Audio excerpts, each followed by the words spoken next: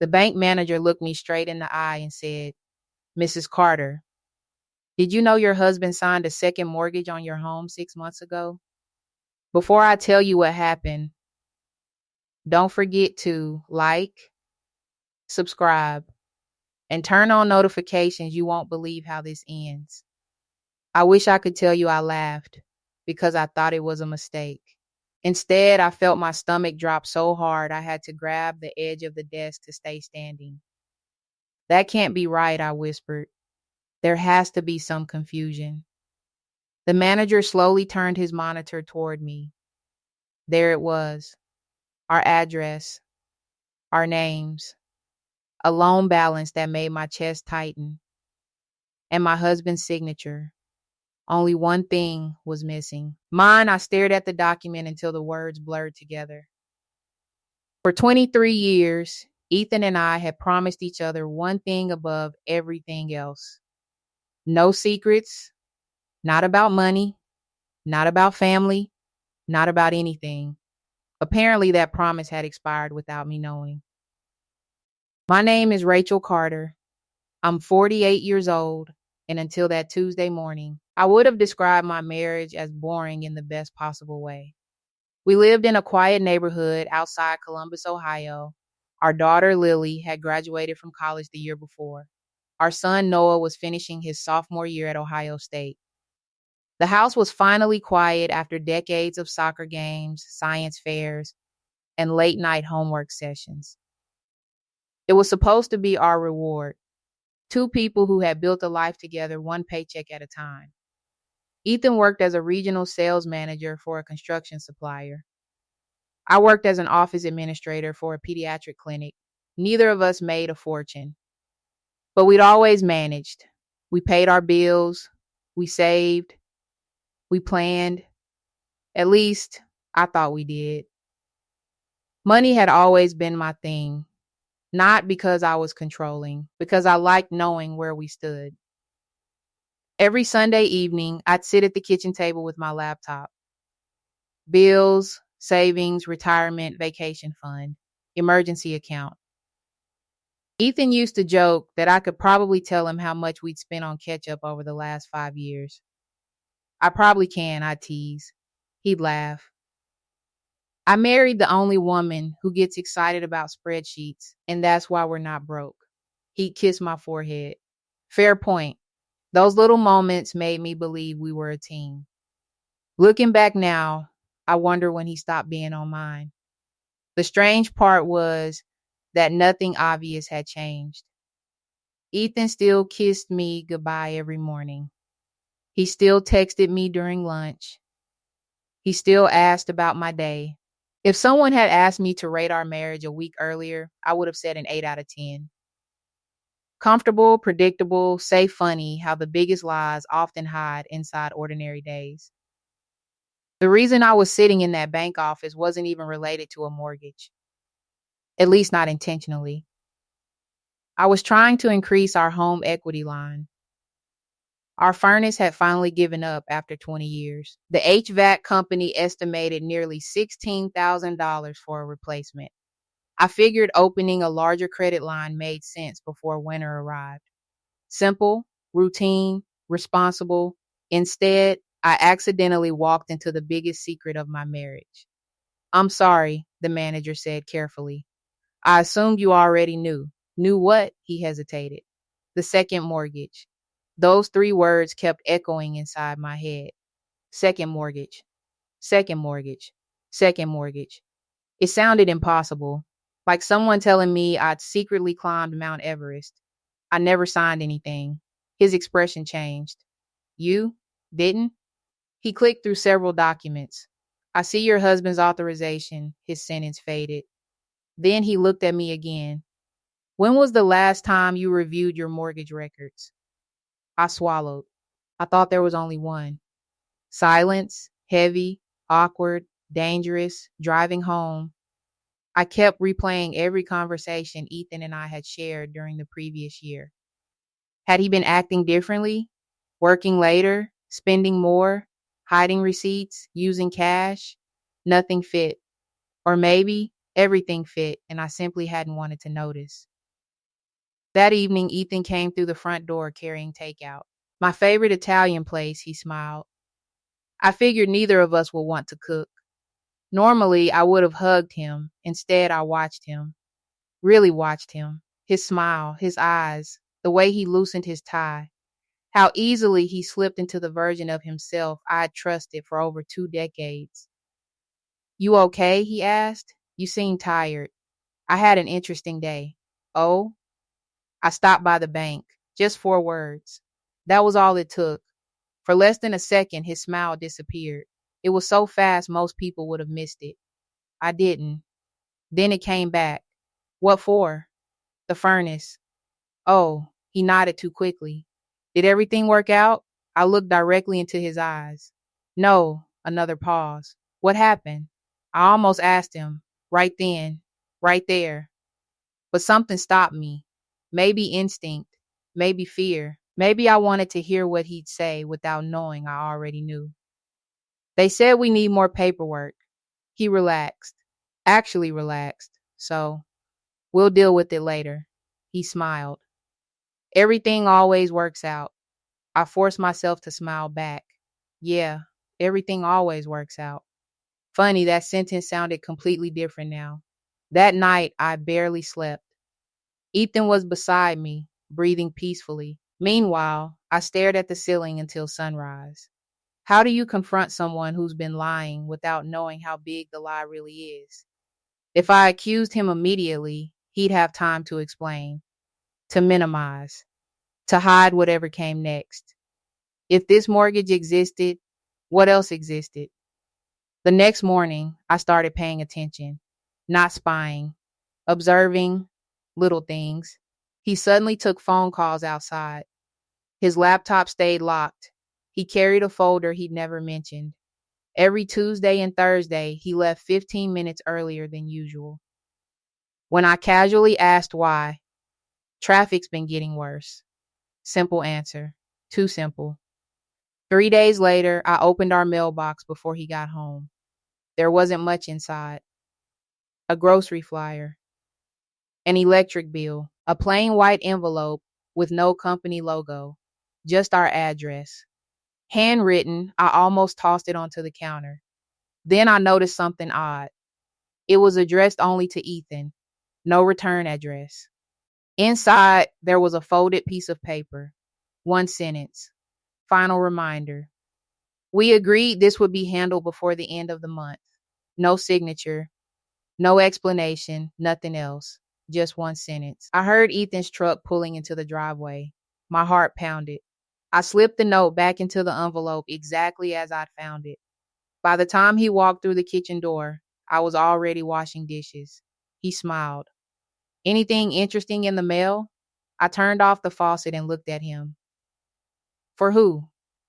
He didn't answer immediately. And in that tiny hesitation, I realized something even more frightening. I stood there with my hands still damp from the dishes, pretending nothing was wrong. Ethan glanced toward the counter where I'd left the stack of mail. For me?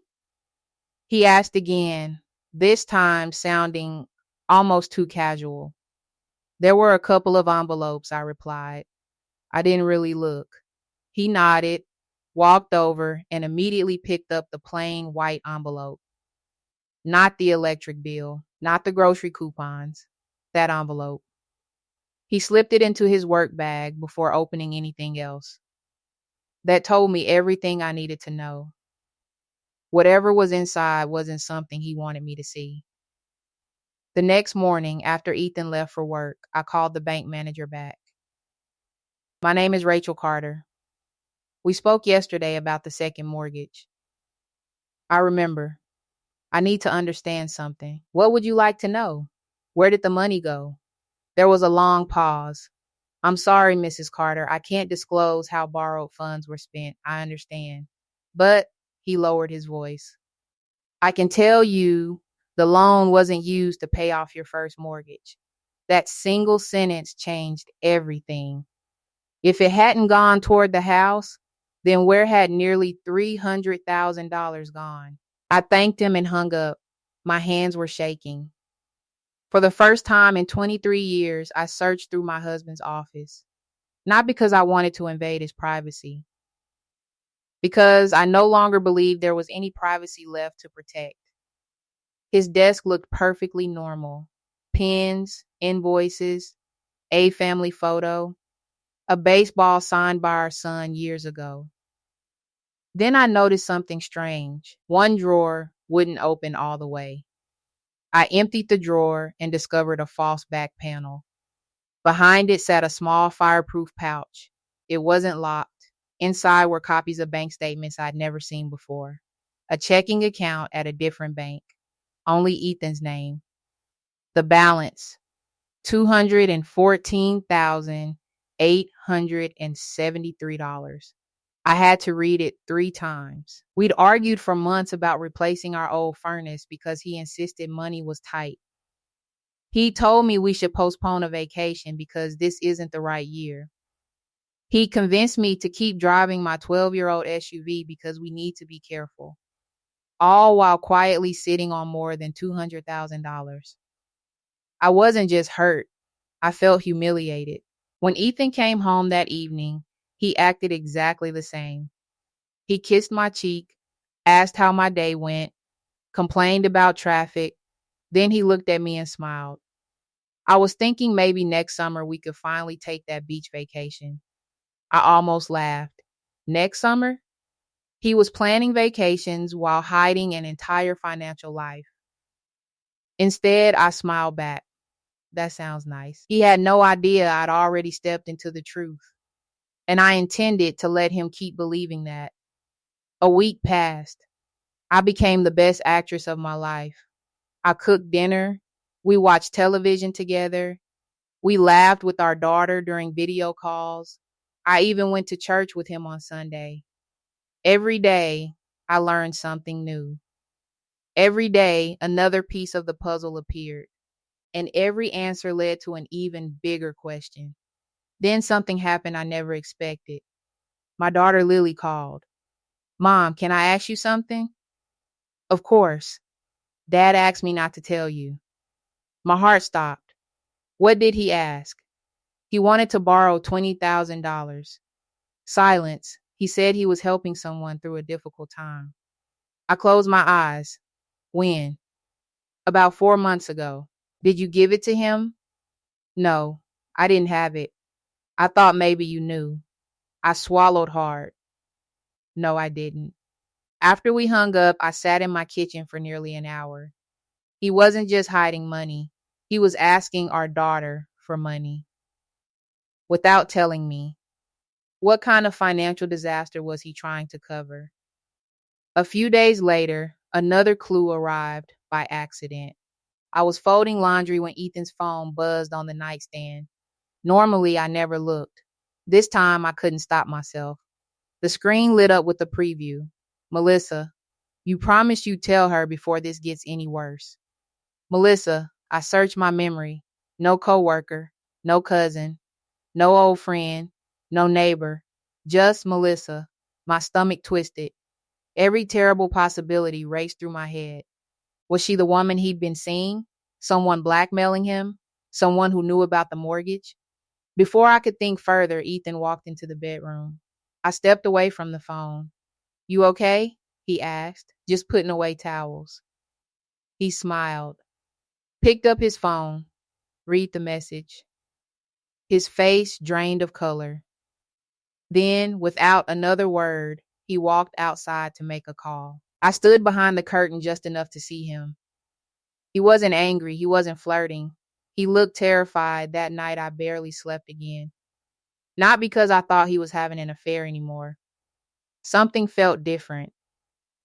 Bigger, more complicated. He wasn't acting like a man protecting a romance. He was acting like someone trying to keep an entire life from collapsing. But why? And for whom? The next afternoon, while Ethan was at work, I made a decision. I hired a forensic accountant, not to spy, to protect myself. If our home was at risk, if our retirement had disappeared, if debts existed in my name, I needed facts. not guesses. The accountant, David Monroe, had spent nearly 30 years tracing financial fraud. He listened quietly while I explained everything. When I finished, he folded his hands. Mrs. Carter, I've seen situations like this before. My heart sank. You have? Many times. Most people think hidden accounts are the biggest problem. They usually aren't. What do you mean? If someone is willing to hide one financial obligation, they're often hiding several. I felt the blood leave my face. How long will it take? Give me a week. A week? I'll know exactly where every dollar went. Those 7 days felt longer than 7 years. Every dinner conversation with Ethan became harder. Every smile felt rehearsed. Every I love you sounded heavier. Then David finally called. Rachel, I have your report. Can you come in today? His tone told me everything. It wasn't good. His office was quiet. He slid a thick folder across the desk. I wish I had better news. I opened it slowly. There were charts, wire transfers, loan documents, property records, pages and pages of transactions I'd never imagined. Then one page caught my eye. Property purchase. Lake County. Purchased 11 months earlier. Owner Ethan Carter. Only Ethan Carter, not Rachel Carter. Not Rachel and Ethan Carter, just Ethan. I looked up at David. What is this? He sighed. Your husband bought another house. My mouth went dry. A house? Paid the down payment using funds from the second mortgage. The room felt like it was spinning. Every terrible thought rushed into my mind at once. Another woman, another family, another life, another betrayal. I gripped the edge of the desk. I need to know who's living there. David looked at me for a long moment before answering. I already found that information. He slowly turned the final page toward me. I read the name once, then again, because I couldn't believe what I was seeing. And when I finally understood who was connected to that house, I realized my husband hadn't just lied to me. I couldn't take my eyes off the name on that final page. Melissa Harper. Not Melissa Carter, not some hidden wife, not a girlfriend, just Melissa Harper. The same Melissa who had texted Ethan. I looked up at David. Who is she? He leaned back carefully. I couldn't go beyond public records, but the property deed shows your husband and Melissa connected through a private trust. She's listed as the trustee. A trustee? Yes, so she doesn't own the house? Not directly. My mind was racing. If she wasn't his mistress, then why was she helping him hide a house from me?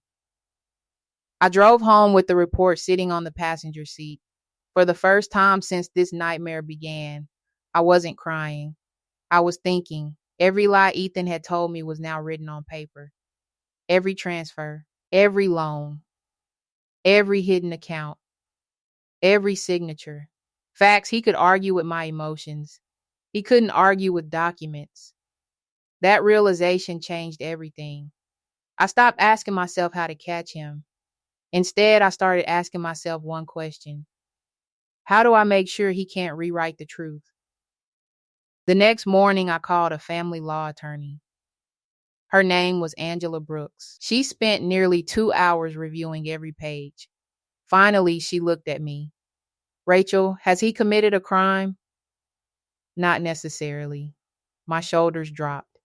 But, she continued, if he used marital assets without your knowledge, concealed debts during the marriage, and attempted to move property into structures designed to keep you from discovering it, she tapped the folder. A judge is going to have a lot of questions. What should I do? She smiled slightly. Nothing dramatic. That surprised me. No confrontation? No yelling? No ultimatums. She closed the folder. Let him believe you know nothing. That was exactly what I had hoped she'd say. For the next 3 weeks, I became patient. Painfully patient. I copied every financial document, downloaded every bank statement, photographed every receipt. Backed everything up to 2 encrypted drives. Angela had one.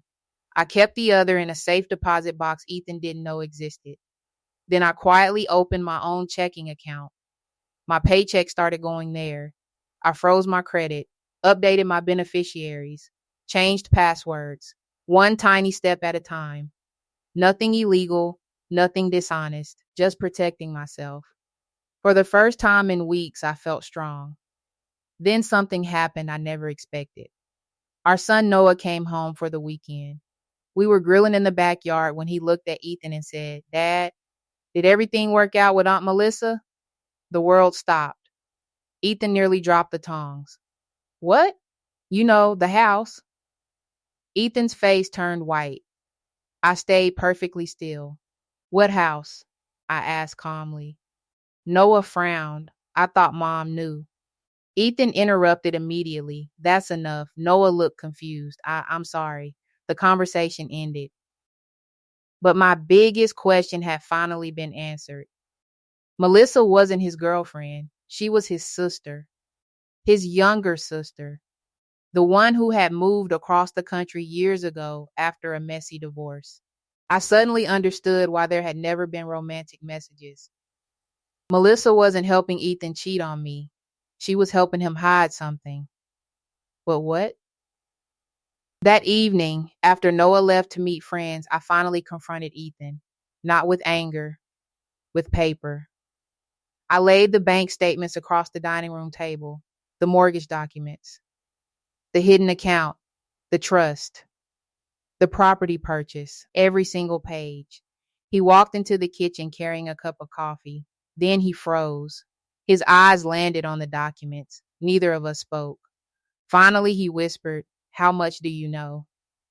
I looked him in the eye. Enough, he sat down slowly. For nearly a minute, neither of us said a word. Then he started crying. Not quietly, not dramatically, just the exhausted kind of crying that comes from carrying something too heavy for too long. "I never wanted to hurt you." I almost laughed. "You mortgaged our home without telling me." "I know." "You opened hidden accounts." "I know." "You asked Lily for money." "I know." "You lied to me every single day." "I know." There was nothing left to add. Finally, he spoke again. "My father." I frowned. "What about him?" "You remember when he got sick?" "Of course." "He didn't just have medical bills, he had gambling debts." I stared at him. My dad had borrowed money from people he shouldn't have. He begged me not to tell anyone. I paid them. Again and again and again. Eventually, I ran out of savings, then retirement, then investments. Then he looked at the mortgage papers. I borrowed against the house. I felt sick. "Why didn't you tell me?" He buried his face in his hands. "Because I was ashamed. I kept thinking one more payment would fix everything. Then another and another. It never ended. And the second house?" He nodded. "My father lost his home. I couldn't let him become homeless. So Melissa agreed to act as trustee. It wasn't for me. It was for him. I wanted to believe him. Every part of me wanted to. But trust isn't rebuilt with explanations. It's rebuilt with truth. And I had spent months living without it. The following week, Angela filed for legal separation. Not because I wanted revenge through divorce. Because I wanted complete financial transparency. The court ordered a full accounting of every asset, every debt, every transfer, every hidden account. For the first time, Ethan couldn't control the story. Documents did. The judge wasn't interested in excuses, only evidence. The court ruled that the second mortgage and concealed financial decisions had to be fully disclosed and restructured. The hidden accounts became part of our marital estate. The trust was open for review. Every dollar had to be explained. The judge also ordered mediation before any final decision about our marriage or finances. For months, Ethan had controlled the truth. Now the truth belonged to the court. And that was something he couldn't negotiate. People often ask if I divorced him. The answer surprises them. Not immediately. Trust doesn't disappear in one day. Neither does 23 years of history. We spent nearly a year in counseling, financial counseling, marriage counseling, individual therapy. Slowly, painfully, he answered every question I'd ever asked. He gave me complete access to every account. No passwords hidden, no unopened envelopes, no secret loans, no private trusts, no lies. Whether our marriage survived wasn't the real victory. The real victory was this: I stopped accepting half truths simply because they were easier to hear.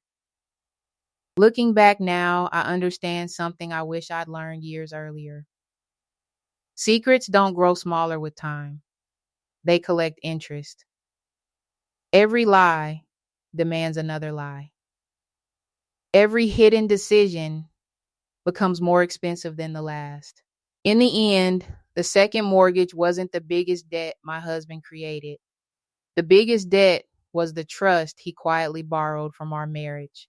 And unlike money, trust can't be refinanced. It has to be earned back, one honest day at a time. If this story made you think, I'd love to hear your opinion. What would you have done in my position? Would you have walked away immediately?